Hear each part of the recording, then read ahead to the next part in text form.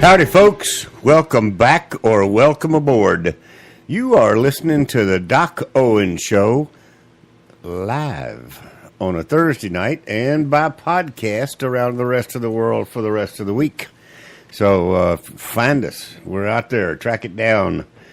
Doc Owen Show, DOCOWENSHOW. And as always, I am joined in the Hilltop Studios by... I'm a Surefire. And Uncle Bocce. Uncle Labachi's playing on the down low. We got to get him back in gear. Yeah, after exactly. For those of you in the listening audience who happen to see the title of tonight's show, which is This Is Our KOTTER program, KOTTER, and you do not recognize the reference, go out to your friendly YouTube channel and simply search KOTTER, you know, the KOTTR, KOTTER anthem or KOTTER opening sound bite or whatever it's called. It's a song. Anyway, I didn't download it from YouTube to play for you, but go out there and check it out and you'll understand what that means. And it's a reference to the fact that we've been off of the air for the last couple of weeks due to travel commitments, and we just couldn't get it together to do on the road. And as a matter of fact, one of those weeks we were in New York City and we couldn't find a quiet spot to do it. That's true. It was just too much madness and mayhem 24/7. I understand that. Whew. Explosions. Oh man, all kinds fire of trucks excitement. And Yep. Mm-hmm. So we might get into a little bit of our New York City story as we go through. We are all over the social media, as this is our advertising section of the show. All we do is advertise the show. We are on social media, on Facebook, we're on Twitter, we're on Instagram. We are out there as Doc Owen Show, DOCOWENSHOW, and we have free apps for both the Apple and Android devices, which is a great way to listen to the show. You can stop and start it and listen to it in segments and pass it around to your friends, and it's got our entire archive of almost 5 years' worth of shows out there, absolutely free. So there's a lot of information, a lot of good interviews that we have been given the opportunity to pass along. As well as we have a blog, docowenshow.com. And you're welcome to go out there, and you can drill down into some historical information posted by Uncle Labachi. In addition to what he talks about on the air, it's the backup to all of that research, which is there you go. A Herculean effort on his part. So we appreciate it. We all, after that, our self announcements. We start the program in a very traditional way. We always kind of set it up and go into the sink and then head out. And that is, Ms. Surefire gives us an inspirational quote. Uncle Bocce finds this day in history somewhere in the past that something has happened, and then he's shaking his head, except, no, not except tonight. This time I couldn't find it. I went looking, but I couldn't find it. I gave him 2 weeks off, and that's too much time. So... It landed on a very uninteresting day. And then I close out that three-way with a leadership quote of sorts. So, Ms. Surefire, take it away. And tonight's quote comes from one place that I usually visit pretty frequently, passiton.com. Oh. So we're back there again. Okie doke. And tonight's quote comes from a gentleman that I'm probably going to botch his name up royally. Not spelled the same as botch. Yes. No. Okay. That's Please. a different botchy. Okay. I know I said botch, Oh, not okay. botchy. I Listen closely, people. both ears. That's right. Mm-hmm. So the gentleman's name is Orison Sweet, something like that. Spell it. Swett. Svet. Yep. Okay. Martin. That was easy. Okay. He was an American inspirational author back in the late 1800s, early 1900s. Oh, good. Yes. He That's even where we founded a magazine called Success. Wow. Mm-hmm. That's pretty interesting back is. in the day. Magazines were hard to find. And his quote is, most of our obstacles would melt away if, instead of cowering before them, we should... Sorry, I'm having problems with my eyes, just so y'all know. You can't really see, but I can't see, okay? So, instead of cowering before them, we should make up our minds to walk boldly through them. So Okay. in other words, like, don't think about it, just do it. There you go. Exactly. But he said that back in Don't the day. don't dwell on the negative. Right. Yep, exactly. Yeah. Yep.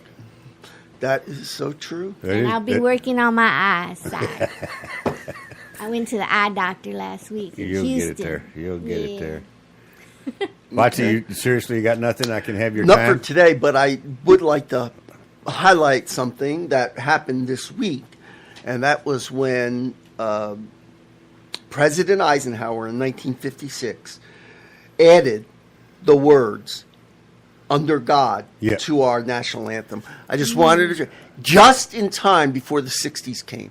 Yeah. Just Ah, in there time. you go. So Yeah. thank you, Eisenhower. He knew we were going to need it. Yeah.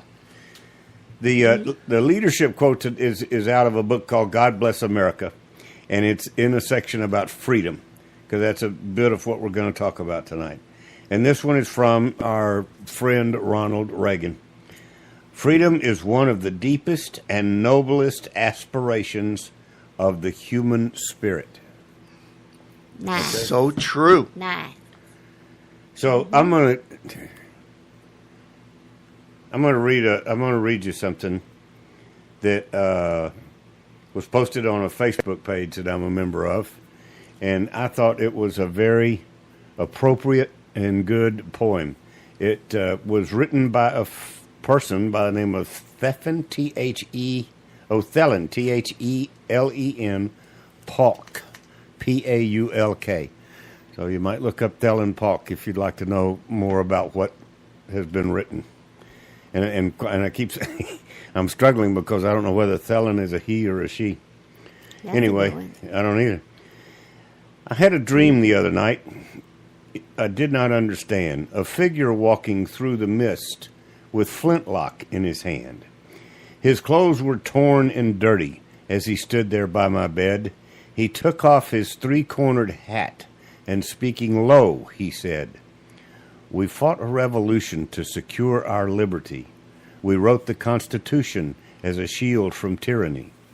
For future generations, this legacy we gave, in this, the land of the free and the home of the brave. The freedom we secured for you, we hoped you'd always keep. But tyrants labored endlessly while your parents were asleep. Your freedom gone, your courage lost. You're no more than a slave in this, the land of the free and the home of the brave.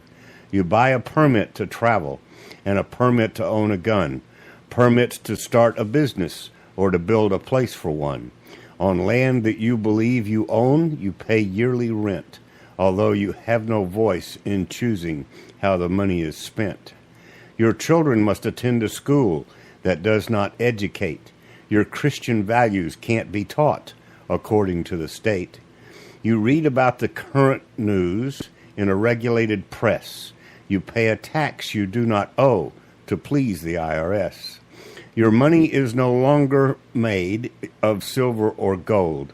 You trade your wealth for paper so your life can be controlled. You pay for crimes that make your nation turn from God to in shame. You've taken Satan's number as you traded in your name. You've given government control to those who do you harm, so they can padlock churches and steal the family farm, and keep our country deep in debt, put man of God in jail, harass your fellow countrymen while corrupted courts prevail. Your public servants don't uphold the solemn oath they swore. Your daughters visit doctors so their children won't be born. Your leaders ship artillery and guns to foreign shores and send your sons to slaughter to fight other people's wars. Can you regain your freedom for which we fought and died? Or don't you have the courage or the faith to stand with pride? Are there no more values for which you would fight to save? Or do you wish your children to live in the fear and be a slave? Sons of the Republic, arise and take a stand. Defend the Constitution, the supreme law of the land. Pressure our great Republic and march each God-given right, and teach each God-given right, and pray to God to help the torch of freedom burning bright. Yay. That's really That's a good. good poem. Pretty sobering it. Yes, it is. poem. Very sobering. Very sobering. Just for your information, the Facebook page is Texans Against Tyranny. Texans United Against Tyranny is where that was published. Those are friends of ours. So that's kind of if you think about it all the way through. And I apologize it's so long, but we had some time off of Bocce's clock of nothing in the history books, and I thought it was very sobering to me, and I would like for the audience. I mean, this is a podcast. I would really like for the audience to take the time to not only listen to that, which you have just done, but replay it. Or go out to Facebook and look up Texans United Against Tyranny, and there it is published. As well, it is now on the Doc Owen Show Facebook page. So, because it's unfortunately quite true. And it took us a long time to get here, so it's going to take us a long time to dig it back out. But I do think we can. Now, let's take a little trot through history. Where are we in the great scheme of things on the presidential face? Well, we are finally getting a Democrat to be president. Okay, well, His good. That name- was good. Now, what were we talking about, Alan? Yeah, exactly. This was back when the Democrats had some actual... They were Democrats. Yeah. They weren't today's. Right. They weren't Right. the progressives. It was a gentleman by the name of They Grover were. Cleveland. They just weren't quite out in the open. Okay. Grover Cleveland. Yeah. And, Oh, Grover. yes, sir. He actually served 2 terms, but he was the only president to ever serve 2 terms non-consecutively. Okay? He lost in the second chance, and then he went again and became president. Again. Okay? Yeah. That's interesting. Yeah, after he lost the re-election, he ran again in 1893, okay, which is he won again against Benjamin Harrison. And he was the last... I'm sorry, go ahead. I have a question. Yeah. He ran again in 1893 Yes. to be president in 1894. Right. Okay, well, you threw me off with a presidential election in an odd... We think of them as Yeah. 0, 4, 8, 2, Yeah. right? Yeah. Even numbers. Yeah. Okay, go ahead. Yeah. Well, the elections are always held. Well, yeah. Okay, never mind. Yeah, and he was the last Democrat to hold office until Woodrow Wilson in 1914. Ooh. Yeah. Hardly wait till we get there. Oh, boy. I'll tell you. His first name was actually Stephen, but he preferred his middle name, which was Grover. Well, sure. Stephen Grover Cleveland. You know why I preferred that, right? No, I have no idea. How unique is Stephen Cleveland? Good. That's true. Good. He just Good. he'd blend in with the crowd. Okay. As Grover, he stood out. Yeah. Okay. up to this point in American history, he was the heaviest president that we had. However, he was knocked off that pedestal when Taft became president because Taft was humongous. Yeah. Okay, so he grew up in New York, and he started attending school at the age of 11. Okay, no grammar school for him, age 11. His father died in 1853, and Cleveland left school to work to support his family, as many people did back then. Yep. He moved in 1855 to live and work outside, living with his, to work with his uncle in Buffalo. Okay. Okay, he studied law in Buffalo and was admitted to the bar while he was there. He had several nicknames. One of them was his obstinacy, and that was given to him because he was heavy with the veto pen. Very heavy with the veto pen. This guy. Yeah, I know somebody today who was president who should be very heavy with his veto pen. He was also called Uncle Jumbo, obvious. Grover the Good for his honesty and public integrity. So he was a good man. Yeah. And he was also known as Big Steve. Go figure. Okay. Yeah. So, New York, he was a Democrat. He was 47 years of age. He was 5'11", and he weighed anywhere between 260 and 300 pounds, which is pretty hefty. He was a Presbyterian, and he was born in Caldwell, New Jersey, Okay. which they've changed the name now from Caldwell to Cleveland, New Jersey. You've heard of Cleveland, right? Not New Jersey. Okay, you caught me. You caught me. Okay, he died in 1908 at the age of 71, and he was buried in the Princeton Cemetery. His salary was $50,000, which is $1.2 million today, and he went into law practice and became very active in the Democratic Party in New York. Yep. Okay. Now, something about New York is very special back then. New York was actually the most populated state Yep. of all the states we had. It was really way up there. Yep. Okay. So there was corruption in New York, which was all part of the Tammany Hall stuff. Yep. Okay, we'll get to that in a second. Now, the other offices that he held, he was a sheriff of Erie County, which I think is where Buffalo is. He gained a reputation for fighting against corruption, and his political career led him to become mayor of Buffalo, and then he went on to become the 28th governor of New York. Okay, his first lady was Frances Folsom. They had 5 children. I think it's 2, let's see. Yeah, 3 daughters and 2 sons. And his youngest daughter, Esther, was the only president's child to be born in the White House. Okay. So Ever or up to that time? up to that time, at least, Okay. I don't think that I can't think of anyone else. I mean, John F. Kennedy comes closest, but he became president after his son was born. So I don't know. Okay. The campaign of 1884 was really pretty rough. What? Okay, so that was what I was about to start asking you. Yeah, 1884. The campaign was rough. What about after the campaign, like what we're seeing now? Like what we're seeing now, and Yeah, pushback. That's why we. oh well, it Dove was into more this stuff. it was more inter-party kind of thing rather than other things.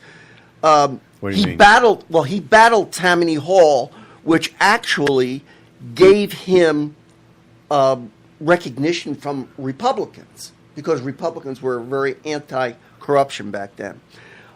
His reformism, which emphasized hard work, merit, and efficiency, that also gave him Republican and Democrat support. They liked that.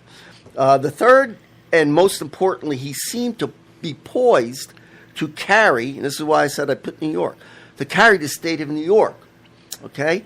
In 1884, every politician worth his salt understood that the only way that the Democrats were going to win was that they would have to carry the entire South, okay, and New York State. Okay. Okay, which actually that is what happened. In 1884, he was nominated by the Democrats to run for president. His running mate was Thomas Hendricks. His opponent was James Blair, not too really very popular, even among his Republicans.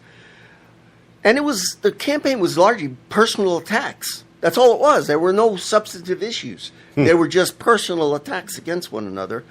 And he narrowly won the election with 49% of the popular vote, but he gained 219 of the possible 401 electoral votes, which really put him over. Yeah, Okay? but that's still not a large margin. No, it's not. But it was enough for him to win. Well, yeah, that's Yeah, what it takes. yeah. See, actually, yeah, he had 219, and James Blaine had 182. So it was still close. Yeah, a state or two. Yeah, yeah. Some of the things that were going on then, the Presidential Succession Act.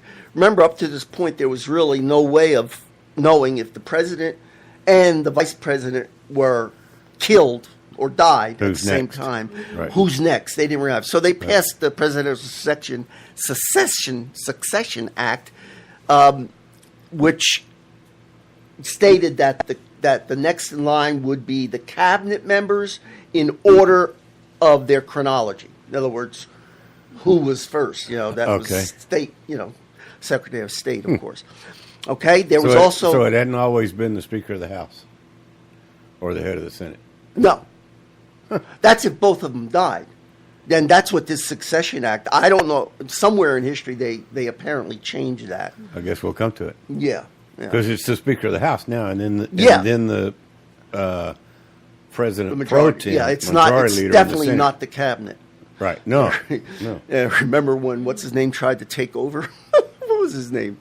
Oh gosh, he wanted it so bad. Alexander? No, I forget what his name is. Anyway, okay. He was a Secretary of State.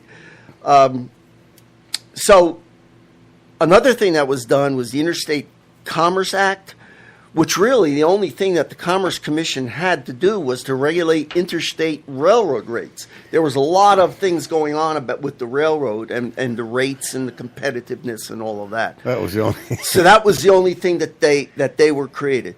So leave it to the Democrats to create the first regulatory agency, Of course. in the country, Yeah. which was the Commerce Commission. Yeah. And then in 1887, he had passed the Dawes Severalty Act, which was granting citizenship to any Native American who would renounce their allegiance to their tribe. The thing is, I really would like to know how many of them came forward. I don't know that. 4. Yeah, probably. That's probably all that it was. And, Not many. yeah. Yeah, so... I think they were smarter than that. yeah. Probably were. Okay, and I was going to go on campaign of 1892, but I think we'll skip that and we'll come back to him in 1892. His cabinet, the same guys, except he added one. He added the Secretary of Agriculture. Oh, good. Nobody knows why. I mean, we still don't know why we have a Secretary of Agriculture. So all they do is spend money. We used to be an agrarian society. Well, yes. That's why we have one. Which proves my point that today maybe we don't even really need it. Well, Farmers know what they're doing. Let Rick Perry do it. Rick Perry? Yeah. He's Secretary of Education. Well, he could take on agriculture, too. Sure, he could. And He's basically, Secretary of Energy. Okay. Basically, that's really it. Next week, we'll look at more at some of his philosophy and how he intended to govern. And then we'll jump to Benjamin Harrison and then come back to Grover again if we need to. Okay. How's that sound? You don't want to know. Jeez. It keeps us on our toes. Keeps us on our toes. Okay. I guess I did good on time. Yeah, you did good on time. Okay. All right, folks. Uncle Bachi, UNCLEBACI. And you can reach me there at docowenshow.com. Don't forget that part. Next week, sorry, but I will not be here because we have family birthday next Thursday. So I'll be back the following Thursday. Uncle Bachi's family is the only one in the country where everybody that's in the family, everybody that's in the family. Is that an honest statement? That's just an honest statement. Okay. They all get together and celebrate their birthday on this day. That's what he meant by it's a family birthday. Oh, okay. They all come together, and it's like you didn't make any difference Just do it when once you're a year. born. Get it over with. Yeah, This is the that way you don't have to birthday travel all over the date. country. You don't have to go shopping, every month. Just do it all. Do it. Let's everybody come together and we'll celebrate everybody's birthday all at once. It's like a Christmas, but That's a for Bachi. family. That's a typical Bachiism. Botchyism. Yeah. Okay. You'll be missed, Boudreaux. Yeah. Okay. And as long as we're speaking of scheduling things, we are due to obviously we missed 2 weeks in a row, which is not good, and we don't like doing it any more than the listeners like for us to be off the air when we're supposed to be off the air. So we are going to, because of some commitments that are going on amongst the staff, et cetera, our broadcast, not next week, but sometime within the next 3 to 4 weeks, I would imagine, we'll pick a target date and publish it and broadcast it, et cetera, is going to move to a late Sunday afternoon, early Sunday evening. We haven't exactly picked the time yet. We got to work all of that out. But just to give you a heads up, we're going to vacate our 5-year long-standing. We started on Wednesday, I think. Anyway, At the studio. yeah, at the studio. Mm-hmm. So we're going to vacate a weeknight broadcast and move it to a Sunday evening broadcast. That has absolutely no impact whatsoever on people who listen to the podcast because podcasters have no idea when it was produced. Yeah, that's right. Nor do they care. Mm-hmm. It's the information. They want the info. Not the timing of the information. Right. And since it's moving to a Sunday, it may well wind up kind of taking the appearance of a week in review, which is kind of good because part of the training we've gotten through our friendship with District Attorney Nico LaHood is don't react, respond. So if it's gone on all week, we're not reactionary. We've had time to dig a little deeper, connect the dots, and provide you some knowledgeable information instead of an emotional reaction to something that may have happened. Does that make sense? Mm-hmm. Mm-hmm. Yes, it sure does. We'll see how that works. But just to give you some insight into the strategic planning and thinking that's going on at the Doc Owens Show. Mm-hmm. Speaking of, and then you mentioned Democrats and their first ever commission. Regulatory. Yeah. Yep. Our absolutely fabulous San Antonio City Council, which this one is going to go down in history. I just wish it would go down, but it's going to go. It's going to go.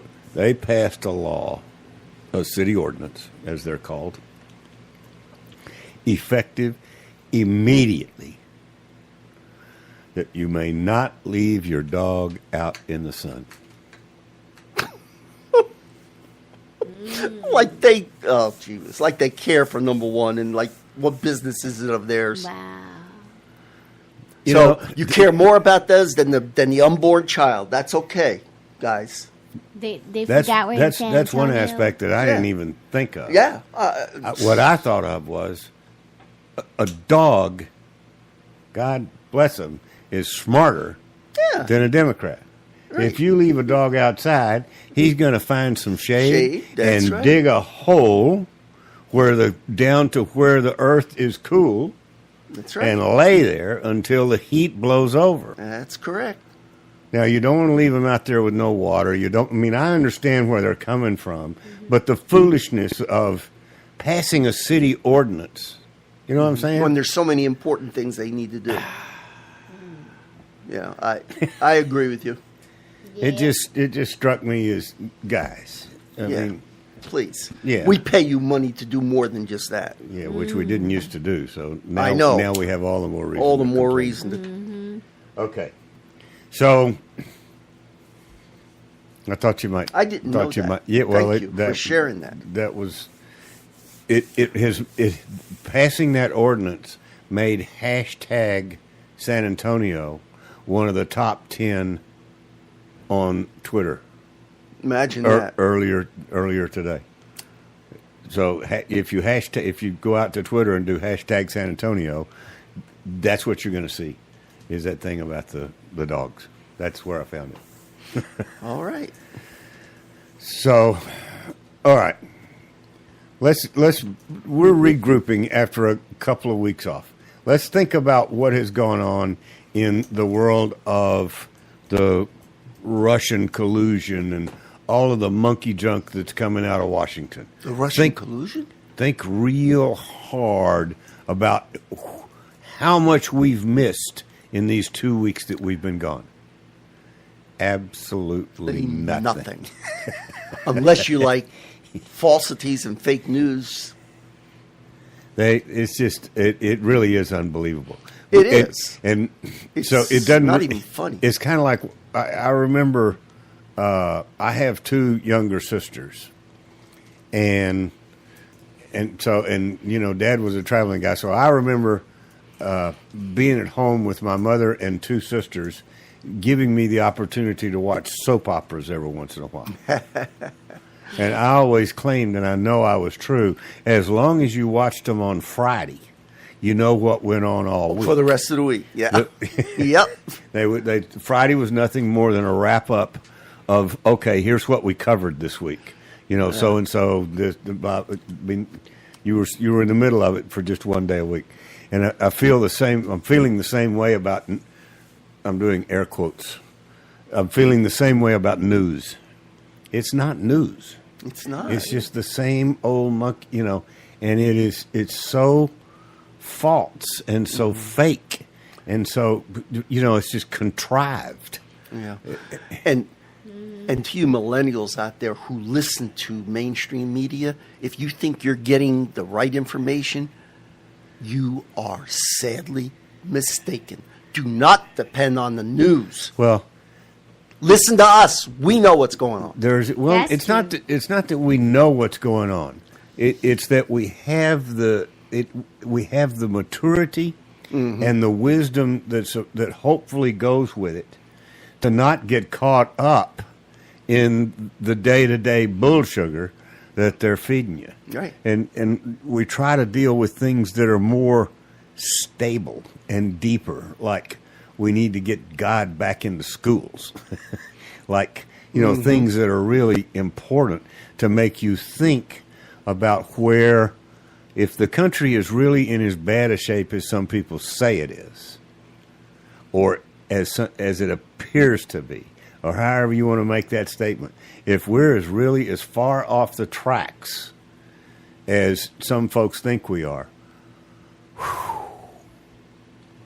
how exactly are we going to get this thing back on course? Yeah, exactly. And it's going to be some real basic things. It's going to be, and it's going to be a fight to the finish with our progressive fellow citizens who want open borders and who want abortion on demand and who want, things that are totally outside the realm of good Christian living. Or just good living. Well, they're just we're just good living. You can say it that way, but if you say it that way, then people don't understand the significance of the word Christian in there. That's true. I'm implying my own definition of it, so I'm sorry. Well, no, it just rung to me when you said it. Yeah. What you just said was the politically correct, watered down version. Shame on me. Well, yeah, it happens. Yeah, it does. Mean, it happens to the best of us. I'm guilty too. From time to time, I try not to be, but I certainly am, because you wind up in sometimes you wind up in a politically charged environment in a business encounter, and you don't want to go there. That's right. And you really don't want to go there with me. Yeah. Because you're not going to like it. I don't, so I avoid those situations if at all possible. But it's not possible to completely avoid them, right? That's true. That's absolutely right. So That's correct, Amanda. so now that we know, that's what happens when you take a couple of weeks off. You begin thinking deeper. You get outside the noise. The noise being the media. Not New York City. Yeah, not New York City. As a matter of fact, there you hide from the noise and think your own thoughts. It's just loud all the time. I mean, it is 24/7 loud. They say it's the city that never sleeps, but it's not only that. It's the city that just never. It's I mean, quiet. get a grip, folks. Yeah. There's absolutely no one on the street. Yeah. You do not need to honk just to tell everybody you're going down the freaking block. Yeah, that's true. As if your horn sounds different from the last 94. Exactly. Just went by. Exactly. It's absolutely hair. The quietest place in New York is probably the 9/11 Memorial. The museum. It's nice and quiet in there. Inside it is. Yeah, inside. Yeah, that's what I'm saying. Inside it is. But then the minute you come back up on the surface, it's like, forgot where I was. Yeah. And it's that way. I mean, I don't know that it's that way 24/7 because I can't stand that kind of pace. But it was certainly that way anytime I was up. Yes, sir. But I will say this: I found it to be a tad, actually quite a bit, more hospitable in terms of the people Yes. than it was That's true. when I was there 40 years ago. That's my Okay, I first don't know trip about back in that. a little over 40 years. Yeah, well, that's like I told you when I came back from New York a few weeks ago, Right. in June. I pretty much said the same thing. Yep. Anybody who thinks that New Yorkers are just pains in the rumps, they are really some of the nicest people in the world. But they didn't used to be. No, well, I guess not. You guessed Even the them. cabbies were good. This time around? This time around, the cabbies were even friendly. Well, sure, because Uber and Lyft are slapping their ass. They're Well, there losing you so go. much, they've got competition now. Yes. I wonder if by chance it had anything to do with 9/11. I was thinking the same thing. that affected a lot of people. Yeah. Maybe got them to thinking. Well, I think it shook them to their absolute grave. Especially people roots. who knew people were Yes, there. That's You true. know? Kind of took them off their high horse Yeah. and made them think about what really matters. Because it is a different, in that sense, in the people sense, it is a very, very different city than it was. Because I'm going way back, 40 plus years ago. Now, nothing else has changed about it. There's still garbage on the streets. Yes, there is. There's still, not much else. But the people have definitely changed for the better in terms of their social skills. Hospitality. Yeah, I'm not sure I'd call them hospitable yet, but there's quite a few of them that we are. ran into. There's quite a few of them that are treatments working on like it. that. Absolutely, So, hats off to you if Yes. you're from New York or the neighborhood or whatever. Congratulations! It's impressive.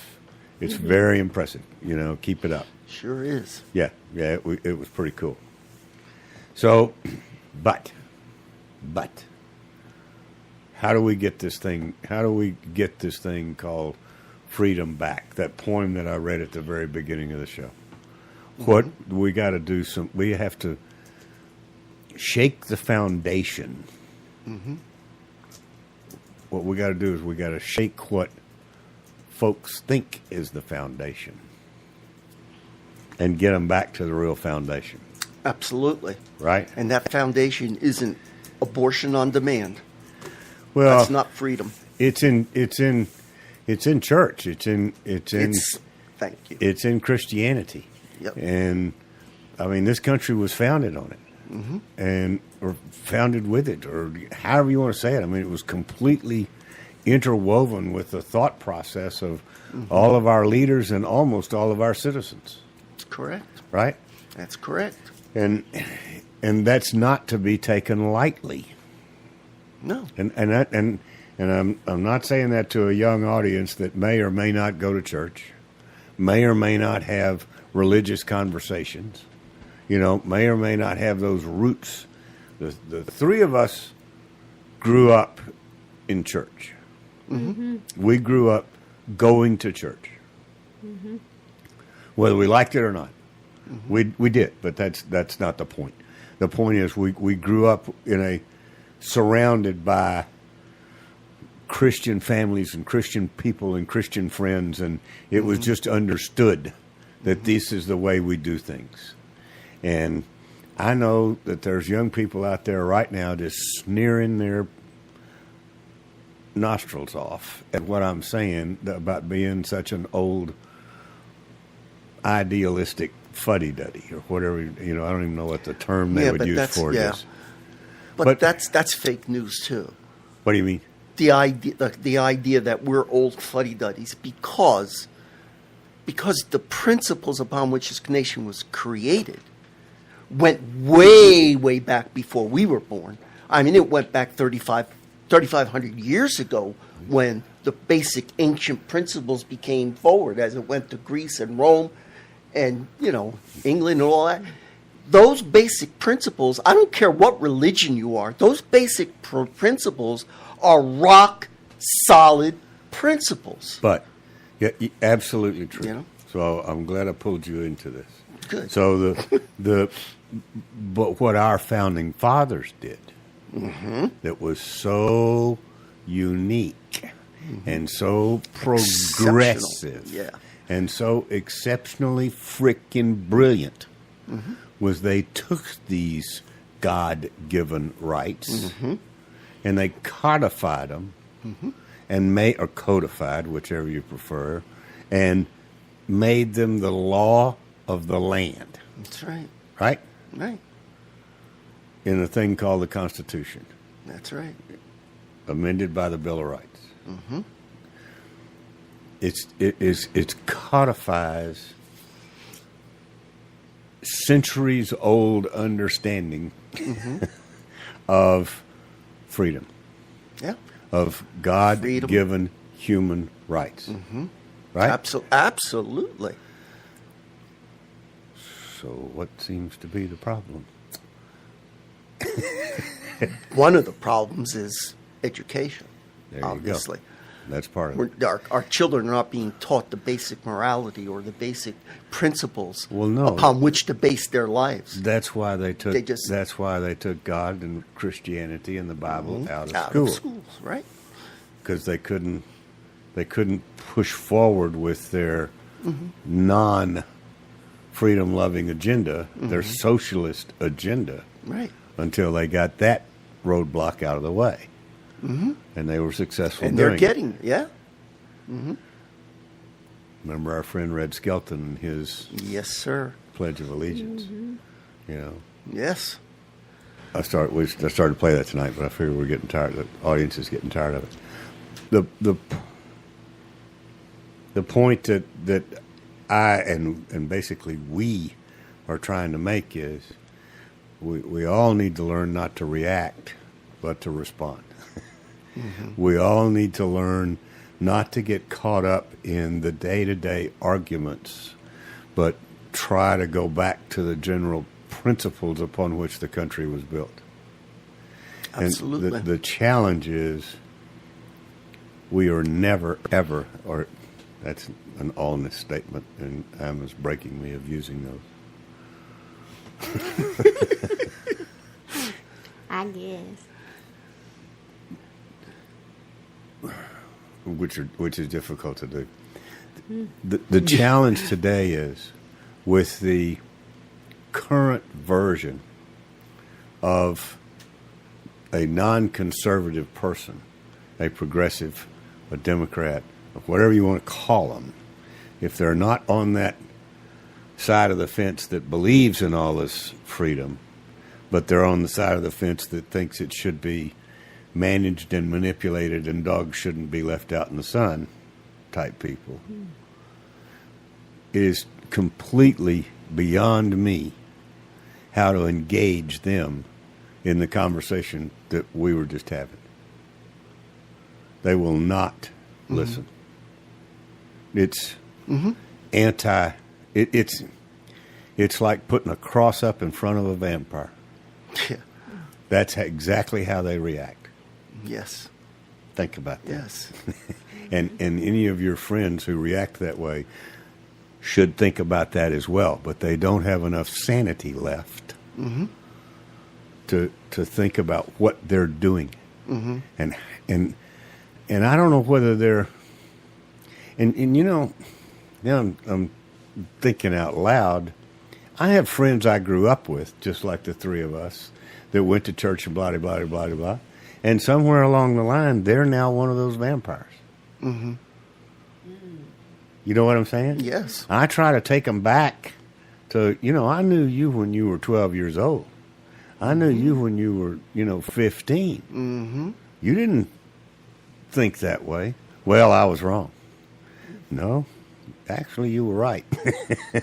Back then. You've lost your way, not found your way.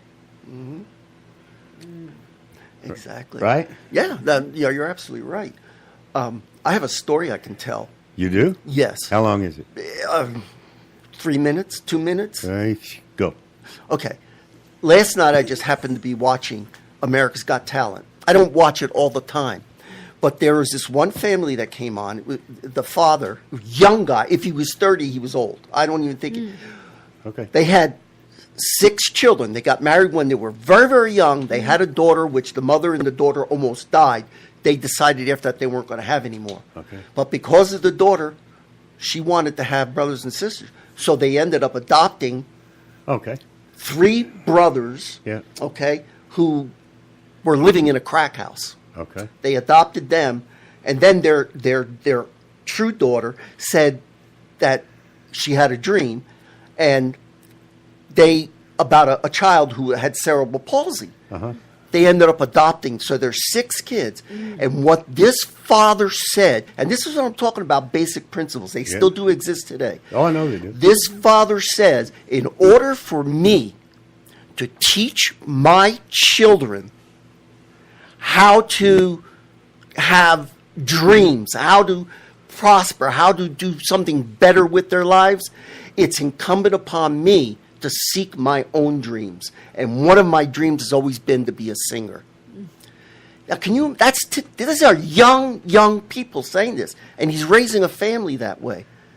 And when he got up to sing, the most beautiful, angelic, from the gut music. Yeah. He wasn't just performing. It was fantastic. But so there are people out there who believe in the old morality.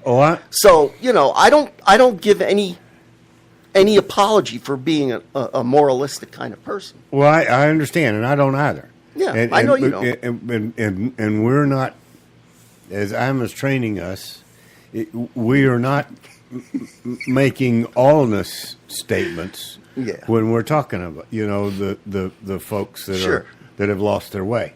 Sure. Not everybody has lost their way. That's right. Got it. Yeah. But in this country, there's no reason for anyone to lose their way. That's right. that sort of is my point.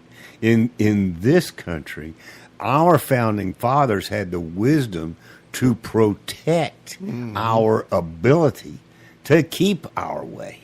That's right. You see what I'm saying? And to avoid tyranny. Yes. And we've lost that. Yes. And it goes away just a tiny little trickle at a time. I mean, can you imagine how long it took water to dig the Grand Canyon? That's what's happening. My mother always calls it lowering the bar. That's what's happening. Every time you turn around, we're just digging the Grand Canyon just a little bit deeper. Exactly. You can't even tell the difference year over year. No. It's so minor. And then all of a sudden you turn around and a couple of generations later, What's- son of a bitch, where'd that hole come Yeah. Exactly. from? So think of, draw some analogies. Every time you're presented with situations that you know are not right, do your best to figure out how to correct it. Exactly. I mean, not instantly, No. because that won't work. We would love for it to, because that's what we're now trained to do with our little iPhones and our computers and our this and our that. I mean, you pick up the iPhone, you click on one button, and all of a sudden, a cab called Lyft arrives. Yeah. Yeah. And so there's some advantages to the reactionary world, but there's advantages and disadvantages to every piece of progress that goes on, and it's really hard to tell. I say it's hard to tell, but I'm here to tell you, no, it's not. Think about it. Project it out into the future with this firmly positioned moral compass, and you'll see whether what you're thinking about doing is a good idea or not. If you can do what we call if it's going to have legs, if it's going to take off, if it's going to work, then it's got, in my humble opinion, it's got to have a good moral foundation for it to go forward. Mm-hmm. Absolutely. So it shouldn't be hard. I would encourage the audience to tell me, Doc at Doc Owen Show, stories and examples of taking somebody and helping them get to the right path. Taking an individual that has lost their way. And I don't mean in a big, just small. Remember how long it took to dig the Grand Canyon in just a little small way, getting people back to what they should have been doing all along. Exactly. Yeah. It's so true. And so I can put this out there. There was a long, long time, 40 plus years, that I didn't go to church. I just didn't go to church. I didn't think I needed it. Whew, was I wrong? Well, I hadn't lost all my moral. I hadn't lost everything that I'd been taught the first time around. So I didn't feel like I got disenchanted with the church as a body and lost track of why it's really there. So I guess that was part of my reconnection with my uncle down in Mississippi. Was to get, because that was his opinion as well. Yeah, yeah. So, and he did great things with his life. We will figure this out. We will figure it out together. It's just remember, it's a slow process. It does not have instant gratification. It does have instant disappointment if you expect too much. But don't let that get to you. Look at the big picture. Go beyond it. We were given this opportunity in the United States of America, and we are unique in the entire world with what we've been given, and we must not squander it. That's We correct. must not let it slip away. And we won't be able to do it in our lifetime, and we won't be able to do it in the lifetime of our listeners.